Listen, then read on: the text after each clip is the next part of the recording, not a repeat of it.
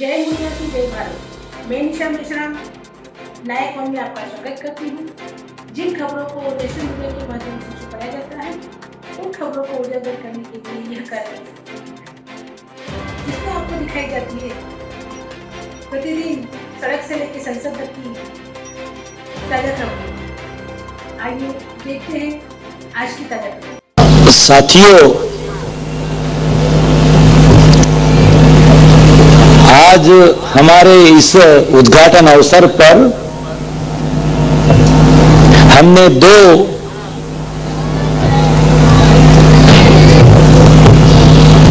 व्यक्तियों को, दो विशेष अतिथियों को निमंत्रित किया था।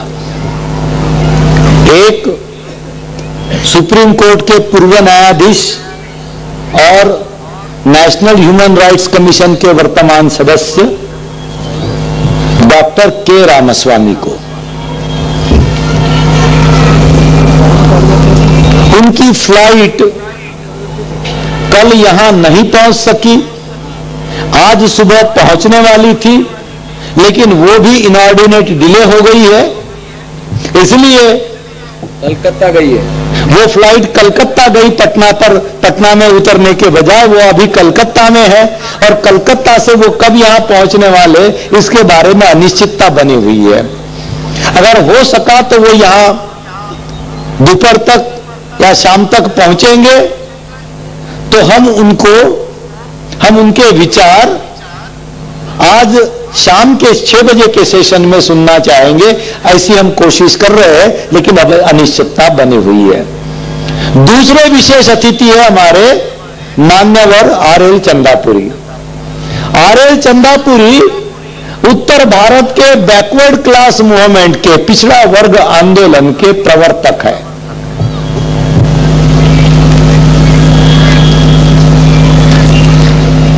ये वो शख्सियत है, ये वो हस्ती है जिन्होंने 1951 में बाबा साहब अंबेडकर को पटना में बैकवर्ड क्लासेस को संबोधित करने के लिए निमंत्रित किया था। इसको लगा दो, बंद करो, इसको बंद करो। वो जो समा था, वो जो समय था, वो ऐसा समय था कि शेड्यूल कास्ट के, बिहार के शेड्यूल कास्ट के लोग भी बाबा साहब अंबेडकर को जानते नहीं थे, परिचित नहीं थे। उत्तर प्रदेश के शेड्यूल कास्ट के लोग कुछ हद तक परिचित थे, देश के अन्य भागों के शेड्यूल कास्ट के लोग कुछ हद तक बाबा साहब के आंदोलन के साथ जुड़े थे, लेकिन बिहार का शेड्यूल कास्ट का जो वर्ग है वो बिल्कुल ही अनभिज्ञ था। ऐसे माहौल में चंदापुरी जी बल्कि विरोध में था, केवल अनभिज्ञ नहीं था बल्कि विरोध में था। तो चंदापुरी जी ने भविष्य को समझा था, इस देश के भविष्य को समझा था। इस देश के भविष्य में जो अनुसूचित जाति, जनजाति और पिछड़े वर्ग के लोगों की आंदोलन का भविष्य समझाता, एक विजनरी के रूप में और एक विजन रखकर उन्होंने बाबा साहब अंबेडकर को यहां निमंत्रित किया था पिछड़े वर्ग को संबोधित करने के लिए। चंदापुरी जी ने एक किताब लिखी है, ब्राह्मणवाद और पिछड़ा वर्ग का आंदोलन। हाँ, ब्राह्मणवाद और पिछड़े वर्ग का आंदोलन। उस किताब में उन्होंने यह लिखा है कि अगर 1951 में जैसा बाबा साहब चाहते थे, अगर 1951 में अनुसूचित जाति और पिछड़े वर्ग का अगर ध्रुवीकरण हो जाता तो आज देश की तकदीर और तस्वीर कुछ और होती।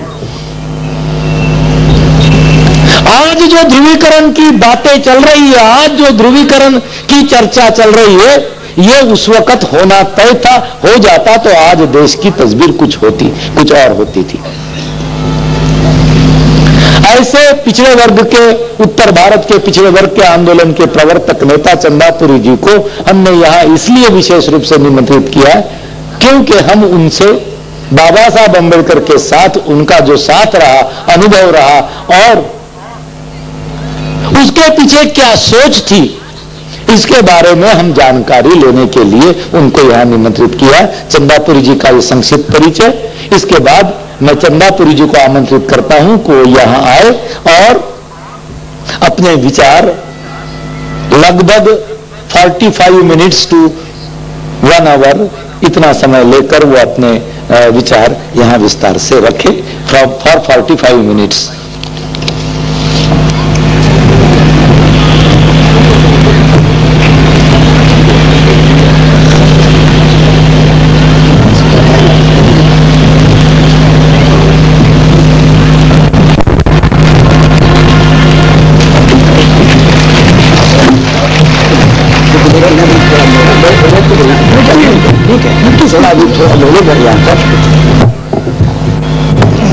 माननीय अध्यक्ष महोदय,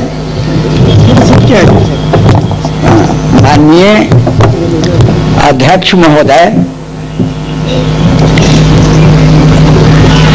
जो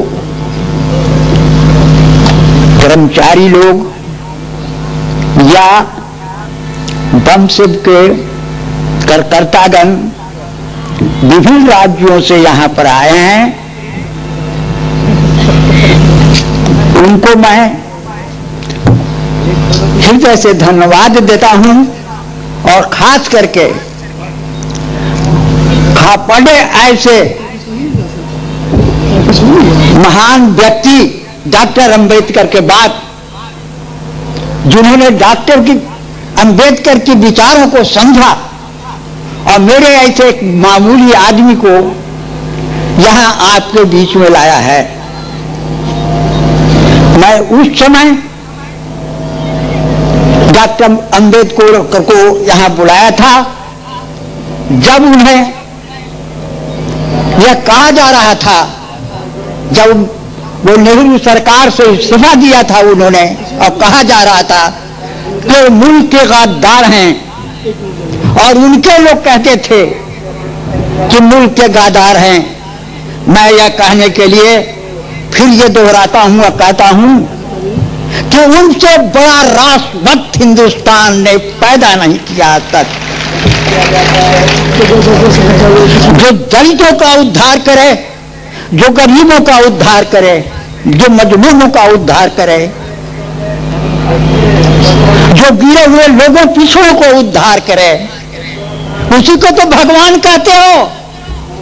और किसको भगवान कहते हो?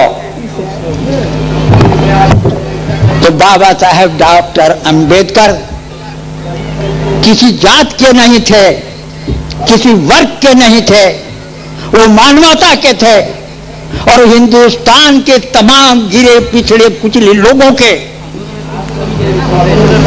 रहनुमाई के लिए आए थे। वो जहां भी जिस जगह पर रहे, चाहे वायसराय के काउंसिल में रहे,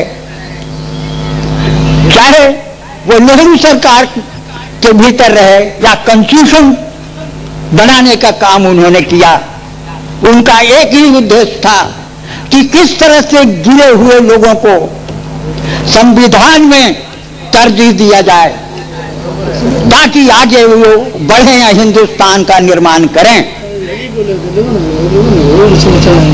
मैं जब मार्च महीने में 1948 के बाबा साहब से मिला और कहा कि आपने शेड्यूल कास्ट और शेड्यूल ट्राइब्स को रिजर्वेशन तो दिला दिया है और उसके लिए संविधान में भी गुंजाइश की है, लेकिन और जो लोग पिछड़े वर्ग के लोग हैं, जिसको अनपिछड़ी जातियां कहते हैं, उनका क्या होगा? डॉक्टर साहब उन्होंने कहा कि नहीं, मैं तो यही चाहता था कि कोई आदमी मुझसे इस बात को कहे और आंदोलन चलावे। मैंने 1947 ईस्वी में पिछड़ा वर्ग संघ की स्थापना इसी पटना में की थी और जिले जिले उसका संगठन किया था। और उन्होंने डॉक्टर अंबेडकर ने कहा मुझे तो यही करना है और 340वां धारा लगाई और इसके अनुसार काका कलेक्टर की स्थापना भी हुई। लेकिन अन्य पिछड़ी जातियों ने इसको नहीं समझा, इस चीज को नहीं समझा। जब मैं मौलाना आजाद से मिलके, जो उस वक्त शिक्षा मंत्री थे, उनसे छात्रवृत्ति दिलवाई, और उस वक्त सरकार का कोई एजेंसी नहीं था, मैं सर्टिफिकेट देता था, तो लोग मेरे पास दौड़ने लगे, पिछड़ी जाति के सर्टिफिकेट दे दो, सर्टिफिकेट दे दो। तो ये खुदगर्जी के आलम में है अन्य पिछड़ी जातियां। मुझे खुशी इस बात की है कि वो हमसे जो ज्यादा दबे कुचले लोग हैं, वो अब इस बात को समझने लगे हैं या उठने लगे हैं, और हम लोग का फर्ज होता है कि हम उनके बताए हुए और उनके साथ चल के अपनी ताकत को मजबूत करें। भाइयों, हमारी लड़ाई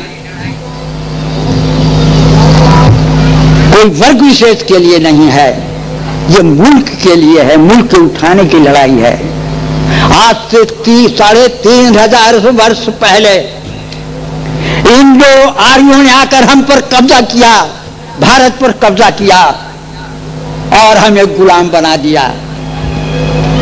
वेद की रचना की, जिस वेद वो अवस्था की नकल है जो ईरान में है, उसी की नकल वेद है, कोई हिंदुस्तान की वो चीज नहीं है।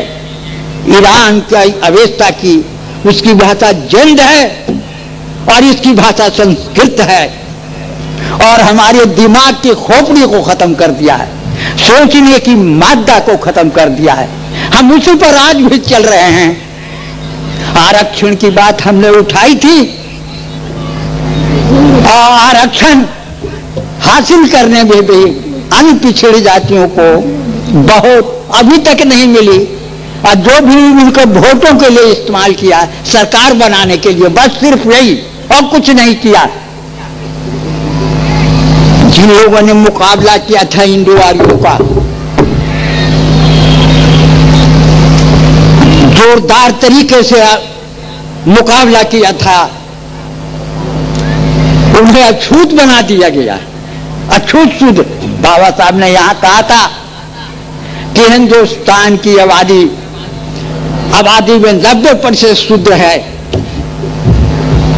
एक सशूद्र शूद्र है और दूसरा अछूत शूद्र है। अछूत शूद्र तो कुछ लोग समझ रहे हैं कि यह हिंदुस्तान हमारा है, क्योंकि वो बहुत तेजी से लड़ा था, बहादुरी से लड़ा था, इसलिए उसको गांव में बसने का हुक्म नहीं किया दिया। जो ने कहा गांव से बाहर जाओ, और जिन लोगों ने उनकी गुलामी कबूल कर ली, जो सशूद्र पिछड़ा वर्ग का लोग है, सशूद्र शूद्र है, वो भी शूद्र है, उन्हें गांव में रहने की अनुमति दे दी। फर्क बस इतना ही था और दूसरा फर्क नहीं था। ये भारतवर्ष हमारा है। हमसे प्रेस वाले पूछते हैं ये तो भारत, ये वंशव का उद्देश्य क्या है, इसका उद्देश्य और क्या होगा? अरे जब भारतवर्ष हमारा है, ये भारतवर्ष हमारा होकर रहेगा, इसका निर्माण हम करेंगे। जो 2-4-5% लोग बाहर से आके हम पर कब्जा किया, वो क्या इसका निर्माण करेगा? वो क्या निर्माण करेगा? वो तो बहुराष्ट्रीय कंपनियों को बुलवा रहा है। जब हमारे लोग जग रहे हैं, उठ रहे हैं, तो देखता है कि अब हमारी गुलामी, अब हमारा ये लोग गुलाम नहीं रहेगा। हमारे वर्गों में से जनजात ब्राह्मणवादी नेता है एक, तो दूसरा नव ब्राह्मणवादी नेता है। तो हमारी आवाज को, आंदोलन को दबाने के लिए नव ब्राह्मणवादी नेताओं को तैयार कर दिया है। हमारी शक्ल को दिखलाता है कि देखो ये तुम्हारा मिनिस्टर है, ये देखो तुम्हारा कलेक्टर है, ये देखो प्राइम मिनिस्टर तुम्हारा देवगौड़ा है, ये देखो फलाना राष्ट्रपति रेड्डी बन गया, ये ब्राह्मण नहीं है। लेकिन वो तो एजेंट है, वो नव ब्राह्मणवादी के रूप में एजेंट है, वो हमारा आदमी नहीं है। जिस रोज हमारा आदमी बन जाएगा राष्ट्रपति, प्रधानमंत्री और मुख्यमंत्री, उस वक्त हिंदुस्तान का शक्ल बदल जाएगा। जब इतिहास को हम देखते हैं तो हमारे देश में रहने वाले, बसने वाले जो मूल निवासी थे वो द्रविड़ थे, श्रवण संस्कृति थी, कोई जात पात नहीं था। मुखिया लोग होते थे, ये बात ठीक है, कोई राजा नहीं था। इस तरह का हमारा आपस में भाईचारा था, शादी ब्याह का कोई रुकावट नहीं था। लेकिन इंग्लो आर्यों ने जब इस पर कब्जा किया तो कहा कि ईश्वर ने हमको भेजा है, हम ऊपर रहेंगे, हम माथा से जन्म लिया है, तुम पैर से जन्म लिया है। माथा से कोई जन्म लेता है? अब पैर से कोई जन्म लेता है? अजीब हालत है। और इस तरह से वेद की रचना की और सारा साहित्य दिया और कहा कि यही ठीक है। तो हम इसको बदलेंगे, जब तक इसको बदले बिना ये देश आजाद होगा नहीं। अभी देश आजाद नहीं है।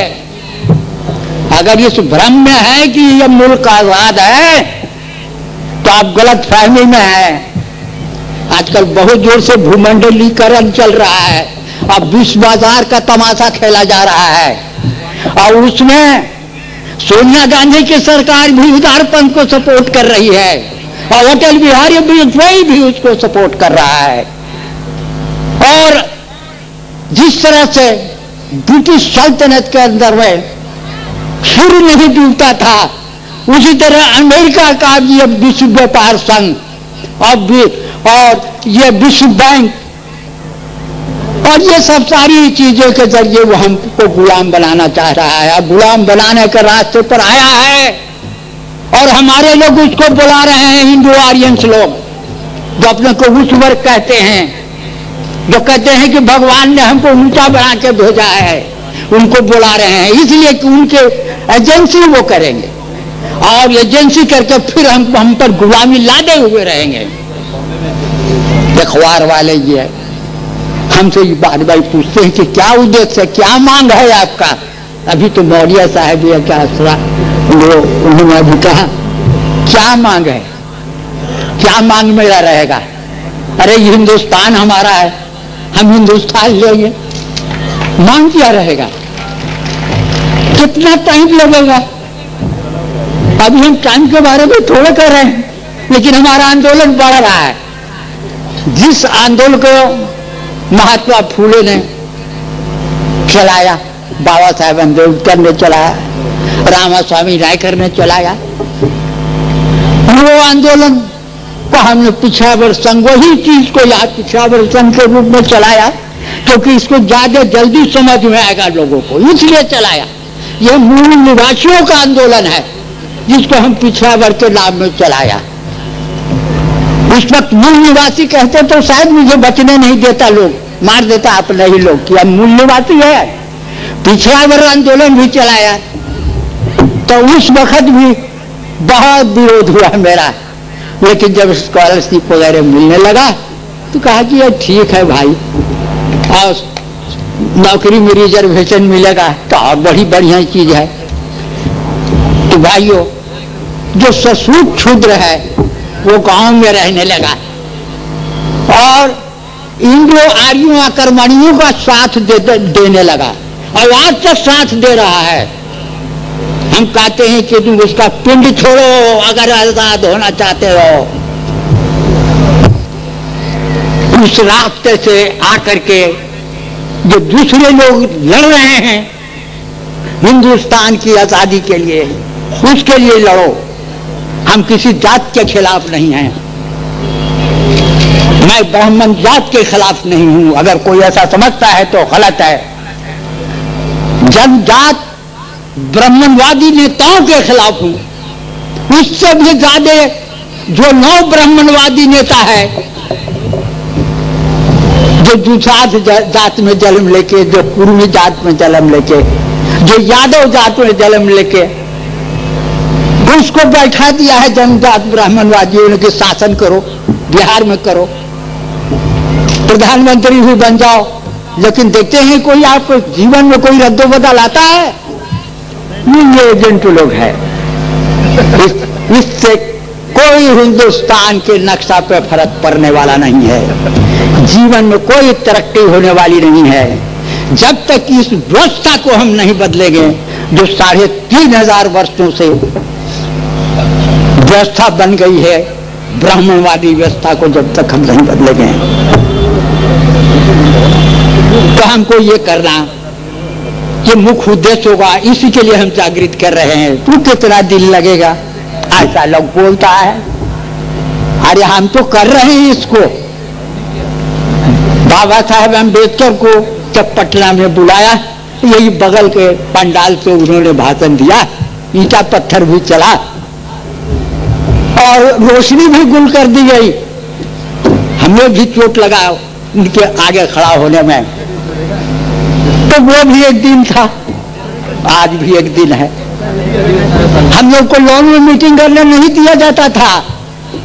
1960 में जब भाषण दे रहे थे तो इसके मारो इसको, लेकिन जब बीपी मंडल को मुख्यमंत्री का उम्मीदवार बनाया और यहाँ पे सभा की, उसको भी डिस्टर्ब करने के लिए इस वर्ग के लोग आए। तो मैंने कहा, बड़ा बड़ा झंडा हमने गड़वाया था बाद में, हम कहा कि झंडा लेकर मारो और लॉन से खदेड़ दो। भागना शुरू किया वो लोग, हमारा लोग डट के लड़ा। तो भाइयों, बहुत गलत फहमी है हिंदुस्तान के इतिहास को। ये वैदिक इतिहास है, यह इतिहास नहीं है। इसी को आप पढ़ते हैं और उसी के टर्म में सोच रहे हैं। आरक्षण का एक समय था, आरक्षण के लिए हम लड़े, तो हम जिंदगी भर आरक्षण लड़ते रहेंगे? नहीं, हमको अब आजादी की दूसरी लड़ाई लड़नी होगी, तब हमारा मुल्क आजाद होगा। बाबा साहेब ने हमको जागृत किया, रिजर्वेशन दिलाया और संविधान में ऐसा गुंजाइश किया और सरकार में भी गए तो उसको तोड़ने के लिए गए, उसमें काम करने के लिए नहीं गए थे। अपने लोगों को भलाई के लिए जहां तक संभव था वैसा उन्होंने किया, करने के लिए सरकार में गए थे। और उन्होंने कहा भी था कि संविधान तो बना दिया, हमको चेयरमैन बना दिया ड्राफ्टिंग कमेटी का, क्योंकि इतना बड़ा विद्वान कॉन्स्टिट्यूशनल और ब्रेन का आदमी था कौन इंडिया में, बना दिया। लेकिन उन्होंने कहा कि जो हम चाहते थे तो नहीं हुआ है, कोशिश किया है। मैं क्या करता वहां पर अकेले, जो दलित लोग कंस्टिट्यूएंट असेंबली में था और जो पिछड़ा वर्ग का असेंबली में था, वो तो बोलता ही नहीं था एक को शब्द, उसका तो मुंह बना हुआ था। तो हम क्या करते, लेकिन जो कुछ बड़ा हम किया। लेकिन आज हम जाग गए, आज हम जाग रहे हैं। गड़बड़ाहट है उन लोगों में जो सत्ता में बैठे हुए हैं 3500 वर्षों से। क्या करें भाई, ग्रेट ब्रिटेन तो खत्म हो गया जहां सूरज नहीं डूबता था, अब कैसे करें? तो हमको उपभोक्ता में आगे जो मेहनत कर रहे हैं, जो फसल पैदा कर रहे हैं, खेती बाड़ी पर भी कंट्रोल कर रहा है विश्व द्वारा कर रहा, हमको बाजार बना रहा है। जो कमाएंगे सब ले जाएगा विदेश में, और एजेंसी ही करेंगे जो सरकार में बनाए हुए हैं। आज ये एजेंट का काम करेंगे, और हम लोग जो कमाएंगे और खाएंगे, जो मेहनत करेंगे, वो सब चला जाएगा दूसरे जगह। यही विश्व बाजार संगठन है, अब बहुराष्ट्रीय कंपनी का यही काम है, और यही जो है विश्व बैंक का काम है, यही सब है, अमेरिकन है। वहां ग्रेट ब्रिटेन का साम्राज्यवाद खत्म हुआ, तब अमेरिका के साम्राज्यवाद में आप आ जाइए। तो भाइयों, इस चीज को कौन समझेगा? खापाड़े साहब को मैं धन्यवाद दूंगा बहुत दिल से, और आप लोगों को देना चाहिए जो घूम घूम कर इसको समझा रहे। मेरे घर पर ये आ गए, रिक्शा पर चले रहा है,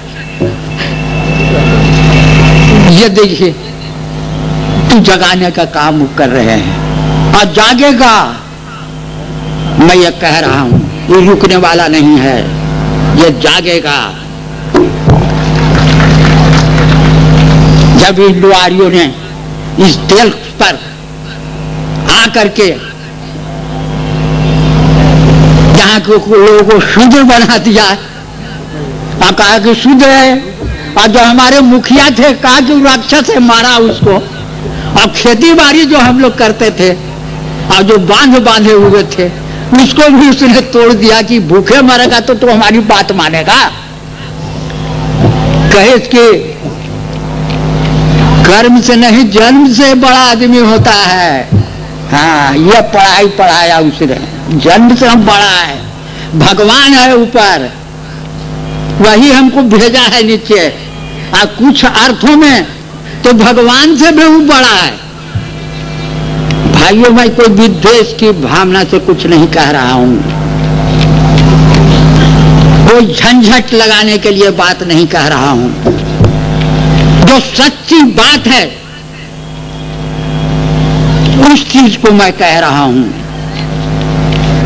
एक दिन था, वो धर्मियों का दिन था, श्रमण संस्कृति थी, जब कहा जाता था कि हिंदुस्तान सोने की चिड़िया है, सोने का भंडार हिंदुस्तान था, और जो भी यहां आया उसको हम अपने में पचा लिया। लेकिन इन जो आर्यों ने आकर के ऐसी व्यवस्था बना दी कि हम गर्त में चले गए। तब 6वीं शताब्दी में महात्मा बुद्ध आए और उन्होंने संघर्ष किया, लोगों को जगा दिया, और यहां से ब्राह्मण धर्म खत्म हो गया, खत्म कर दिया उन्होंने। लेकिन फिर आ गया सुमित्र के जमाने में, फिर आ गया। तो इस बात को आपको समझना होगा और गंभीरता से समझना होगा कि हम किसी जाति विशेष के लिए काम नहीं कर रहे हैं, किसी वर्ग विशेष के लिए हम काम नहीं कर रहे हैं। जो खापाड़े साहब फिर हमारे पास क्यों जाते जब जाति विशेष का काम करते थे? ये मुल्क के लिए कर रहे हैं, ये मुल्क हमारा है, हम अपने देश के लिए सारा काम कर रहे हैं। इन बातों को आप समझिए।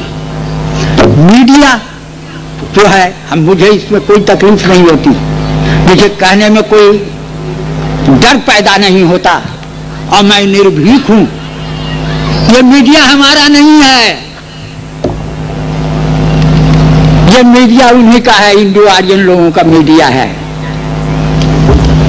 और जिसका पीछे 9 ब्रह्मवादियों का तस्वीर छापता है, भाषण देता है, छापते रहता है, ताकि ये लोग सब चारों तरफ हमारे शिकंजे में रहें, हमारी गुलामी में रहें, हमारी दास्ता में रहें। जिसका अखबारों में तस्वीर छपे और लंबा लंबा भाषण छपे, समझ जाओ कि वो ब्रह्मवादी नेताओं का गुलाम है, उससे बड़ा कोई दूसरा गुलाम नहीं है उसको। लेकिन उसको भी अब खत्म होना है, उसको भी खत्म होना है, इस बात को समझ लो। अब वो चलेगा नहीं, उसको ढाल बनाया, लेकिन वो ढाल टूटेगा और खत्म होगा। मैं अपने महापुरुषों को भी कहूंगा और बाबा साहेब अम्बेडकर के बारे में भी कहूंगा कि लोगों ने कह दिया कि हिंदू धर्म कहाँ वेद में है, अब कहां पर है उसका धर्म ग्रंथ में? अब कौन प्रवर्तक है हिंदू धर्म का? ये तो हिंदू धर्म कह के ब्राह्मण धर्म को बचाया, यहाँ तो ब्राह्मण धर्म है, हिंदू धर्म नहीं है। अगर वो हिंदू ब्राह्मण धर्म कहता तो ये 3-3.5% वाले लोग कभी खत्म हो जाता, अब ब्राह्मण धर्म मिट जाता, ये नहीं रहता, कभी खत्म हो गया रहता। इन बातों को भी आपको समझना होगा। अभी लड़ रहे हैं पिछड़ा वर्ग के लोग, आज शेड्यूल कास्ट के लोगों को, शेड्यूल ट्राइब्स को भी आरक्षण बहुत पहले से मिला, लेकिन कहाँ बहाली हो रहा है? बहाली कहाँ है? क्या % का बहाली हुई है? तो भीख मांगने से मिल जाएगा? भीख मांगने से मिलने वाला नहीं है। अब संघर्ष और स्ट्रगल करना होगा, आजादी की दूसरी लड़ाई लड़नी होगी। हम लेजिस्लेचर में तो पहुंच गए हैं, कब्जा किया है उसको, तो नव ब्राह्मणवादी को वहां पर बैठा दिया। एग्जीक्यूटिव पर भी हम आ जा रहे हैं। अब जुडिशियरी के जरिए वो हम पर राज करना चाह रहा है। हम जुडिशियरी को भी अपने माफिक बना देंगे। अम्बेडकर साहब ने कंस्टिट्यूशन में दिया है, वो जजेस किया, वो न्यायमूर्ति किया, जो सामाजिक स्थिति को देखकर न्याय नहीं दे सके, उच्च वर्गों के लिए खाली काम करे, वो जज और न्यायमूर्ति नहीं है। वैसा जुडिशियरी नहीं होना चाहिए, नहीं होगा हम वैसा जुडिशियरी नहीं रहने देंगे। मैं तो बैठ के बोलना चाहता था, मेरा स्वास्थ्य ठीक नहीं था, नहीं है, लेकिन जब बोलने लगा तो मैं भूल गया। और बहुत सी बातें हैं चेक करके बना के जो मैं बोल सकता हूं और कह सकता हूं। आप उस जमाने को ख्याल रखिए, महात्मा फूले के का ये जो आजादी की लड़ाई चल रही थी महात्मा गांधी की के नेतृत्व में, तो इसको कौन समर्थन दे रहा था? हम लोग तो सोए हुए थे, हमारे लोग तो सोए हुए थे। वही ब्राह्मण लोग उनको सपोर्ट कर रहा था। अम्बेडकर साहब ने कहा था कि भाई आजादी किसके लिए? ऊंचे वर्ग के लिए, ब्राह्मणों के लिए, यही दलित के लिए और पिछड़े वर्ग के लिए नहीं चाहिए। कहीं कि तुम क्या बोलता है, हम तो ब्राह्मण धर्म मानता है, और जात तो रहना चाहिए, तो जात रहना चाहिए, तो 90% हम है, तो हम आरक्षण काहे के लिए लेंगे? हम सभी का हिंदुस्तान लेंगे। तुम बहुत 10% चाहे 8% या 5% अपना रिजर्वेशन करवा लो। तो कहो कि ताकत है तो भिड़ जाओ, वो कहता है कि ताकत है तो भिड़ जाओ। तो भाई भिड़ना तो हम चाहते हैं। अम्बेडकर साहब ने ऐसा किया, रिजर्वेशन दिला के बड़े बड़े लोग शेड्यूल कास्ट में से एसपी, डीएसपी, आईजी और आईएएस बहुत हो गए, लेकिन वो नकल कर रहे हैं उनका, ऊपर वाला जातियों का। उन्होंने इसलिए रिजर्वेशन आपको नहीं दिया था कि उसका तुम नकल करो। तुम अपने समाज को आगे बढ़ाने का तुम्हारा काम है। समाज को बढ़ाओ और अपनी ताकत को मजबूत करो। इसके लिए अम्बेडकर साहब ने दिया था, और उन्हें बहुत आखिर में दुख हुआ था, जैसा कि हमारे खपाड़े साहब ने कहा कि उनके उम्मीद पर पानी फेर दिया, लेकिन उस चीज को लेके खपाड़े साहब चल रहे हैं और सारे हिंदुस्तान से लोग इकट्ठे होते हैं साल में। पटना में हो, पंजाब में हो, अमृतसर में हो या नागपुर में हो, जहां भी हो, साल में इकट्ठे होते हैं। कितना मुश्किल का काम है और कितना मुश्किल का काम करते हैं। अपने लिए नहीं कर रहे, ये तमाम हिंदुस्तान के लोगों के लिए कर रहे हैं, या आपके लिए कर रहे हैं। आपका फर्ज बनता है कि इसमें आगे आकर के हाथ बटाइए इस काम में और आगे बढ़िए। मैंने दिल्ली में 1951 ईस्वी में कहा था यही बात कि हिंदुस्तान आजाद नहीं है। इंडियो आर्यों का राज स्थापित हो गया आजादी के बाद। यहाँ का रहने वाला आर्य लोग नहीं है, ये सब विदेशी है। तो बड़ा बुरा लगा, 1.5-2 घंटा भाषण दिया तो सब लिखना शुरू किया और नया इतिहास लिख रहा है सब कि आर्यों का ही भारतवर्ष है। आर्य लोग यहीं से थे, यहीं के थे, और यहीं से दूसरे जगह चले गए थे अपनी संस्कृति को फैला। ठीक उल्टी कलम है तुम्हारे पास, खाली झूठ बोलना है, पाखंड चलाना है, काम तो करना है नहीं, दूसरे की कमाई खाना है, तो यही तुम करोगे, करते रहो। लेकिन अब ये सब चलने वाला नहीं है, यह खत्म होगा। जब बीपी मंडल को यहाँ चीफ मिनिस्टर बनाया, लोगों ने यह कहा कि 4 जाति मुख्यमंत्री होगा कि 5वां होगा। कायस्थ होगा, भूमिहार होगा, राजपूत होगा, ब्राह्मण होगा, पांचवा कैसे हो जाएगा? तो विधिमंडल को बना के दिखा दिया। विधिमंडल को हम कहा अब एक भी हाई कोर्ट का जज पिछड़ी जाति का नहीं है, उसको बनाओ। अब कन्हैया जी का नाम दिया, वो पहला जज हुए। वो सीधा कहता है ऊंच वर्ग का लोग जो है ब्राह्मणवादी लोग, चंदापुरिया ऐसा क्यों करते हो? अरे अपनी जात का संगठन करो, मंत्री हो जाओ। काहे को सब पिछड़ा वर्ग आई है कि मूल निवासी करते चलते हुए खापाटे सब कर रहे हैं। मूल निवासी ये काहे के लिए कर रहे हो? अपना अलग अलग जाति करो तो आपका जो आदमी चीफ मिनिस्टर बन जाएगा नव ब्राह्मणवादी, तो वहां से इतना आता है कि अलग अलग जातियों का संगठन करवाओ और मीटिंग करवाओ। यही लालू जी ने किया यहाँ पर, और यही मायावती जी जब वहां मुख्यमंत्री बनी तो किया, उन्होंने इस चीज को किया, दूसरा नहीं किया।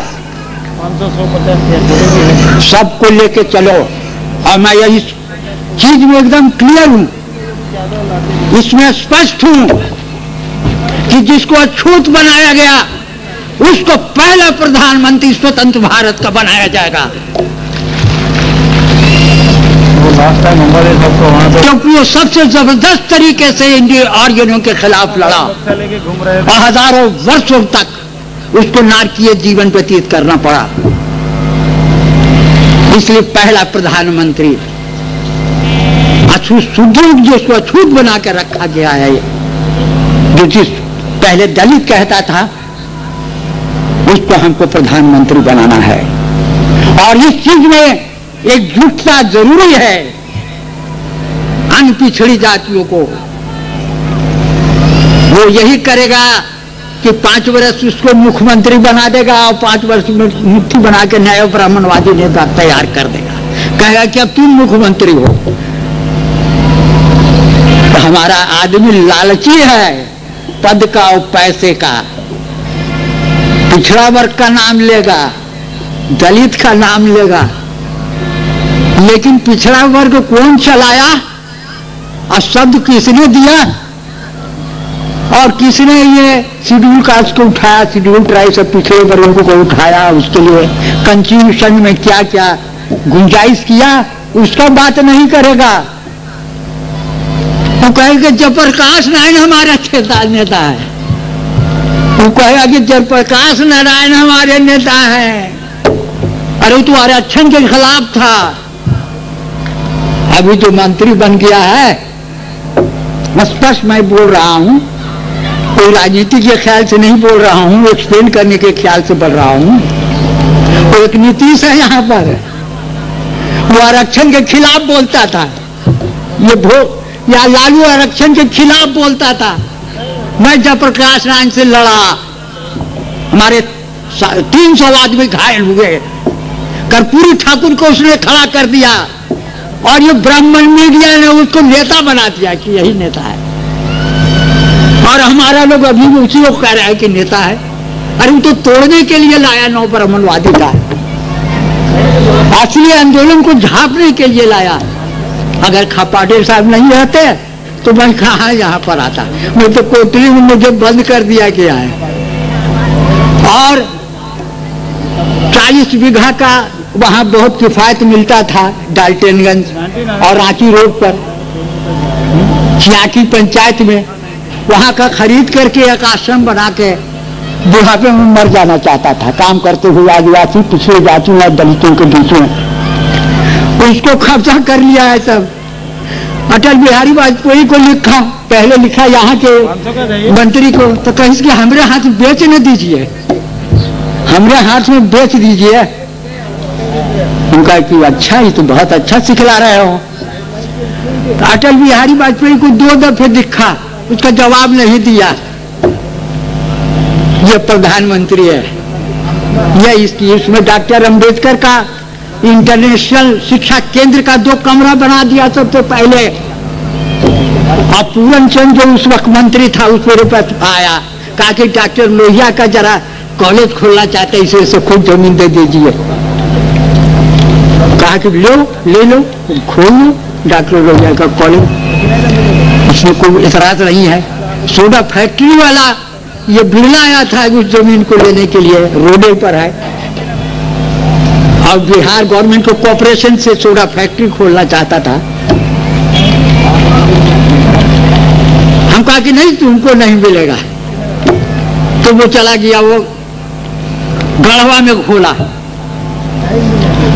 तो भाई आपका समाज जो हजारों वर्षों से दबाया गया है, उसके लिए, उसको उठाने के लिए, मुल्क को आपको अपने हाथ में लेने के लिए आपकी कुर्बानी चाहता है। इसके लिए आप तैयार हो जाओ। बाबा साहेब अम्बेडकर ने यह बात कहा था कि भाई हमको तो घर से बेदखल कर दिया और रहने नहीं दिया, और कहा कि अलग रहो, अछूत हो। लेकिन भाइयों, जब मेरा अपना राज स्थापित हो जाएगा, जब देश हमारे हाथ में आ जाएगा, तो तुमको हम बाहर नहीं करेंगे, तुमको यही रहने देंगे। जैसे यहूदियों को कर दिया जर्मनी वाले ने कि पैलेस्टाइन बनाना पड़ा, एंग्लो अमेरिकन, ये जगह नहीं मिलता था, जाए कहाँ। अब हम इंडो आर्यन को कहें कि यहाँ से छोड़ के भाग जाओ, तो कहाँ जाएगा?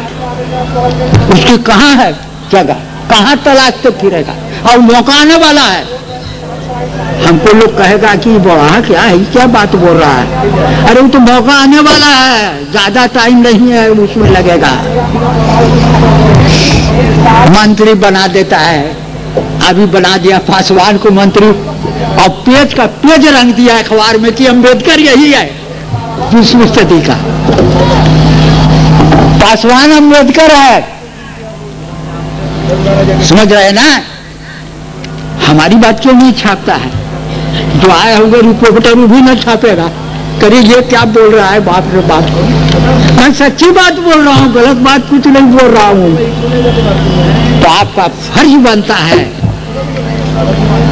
कि 2 ही पेज का सही, 4 ही पेज का सही, हर जगह से अखबार निकालो, समाचार निकालो, पत्र निकालो, और गांव-गांव में इसको फैलाओ। हम 90% है गांव में हमारे रहने वाले लोग हैं। जब गांव उठ जाएगा तो फिर ये कौन 2-4% वाले हमको क्या करेगा? कुछ नहीं कर सकेगा। तो इन बातों को समझो।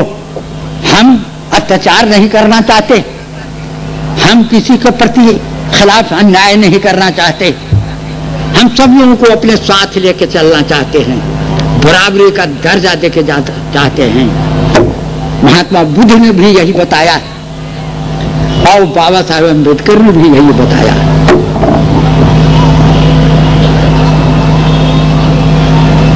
वैसे जैसा खापाड़े साहब ने कहा और राम साहब को उन्होंने रिपोर्ट दी कि 50% डेलीगेट्स हमारे जो आने वाले थे वो रुके पड़े हैं जहां के तहां, और जो मुख्य अतिथि थे इसका उद्घाटन करने वाले वो भी कहां मिसलीड हो गए, अभी तक नहीं पहुंच सके। लेकिन मैंने तो अपने जीवन का एक एक अंग, एक एक पल इस आंदोलन में बिताया है। आज 63 वर्ष में हम जा रहे हैं इस काम को करते हुए।